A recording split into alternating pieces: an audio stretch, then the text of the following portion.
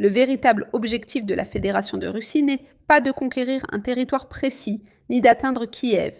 C'est ce que je souhaite souligner. La Russie a effectivement désigné certains territoires où elle souhaite protéger la population civile, mais au-delà de cela, il ne s'agit pas d'une question de territoire. La question principale de sécurité pour la Fédération de Russie face à l'hostilité constante de l'État ukrainien est d'éliminer jusqu'au dernier soldat ukrainien.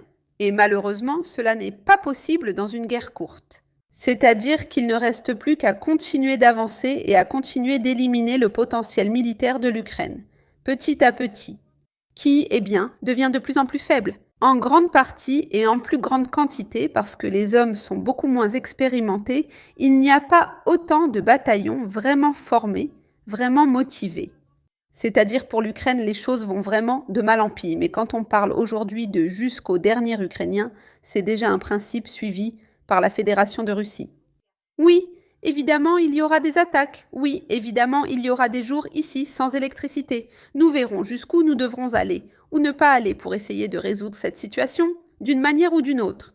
Mais au-delà de cela, l'objectif principal de l'opération militaire spéciale est la démilitarisation de l'Ukraine. Démilitariser l'Ukraine, ce n'est pas lui enlever ses armes, c'est lui enlever tous les hommes capables de porter une arme. Et évidemment, moins il y en aura, moins il y aura de personnes capables de lancer des attaques contre la Fédération de Russie, et moins il y aura de personnes pour assurer la défense aérienne et protéger le ciel de l'Ukraine. Donc, petit à petit, le facteur multiplicateur va aussi se faire sentir plus fortement sur le territoire russe. Parce qu'ils essaieront de mener des attaques plus coûteuses, des attaques plus tragiques, des attaques qui feront plus de victimes civiles, cela de la part du régime de Kiev.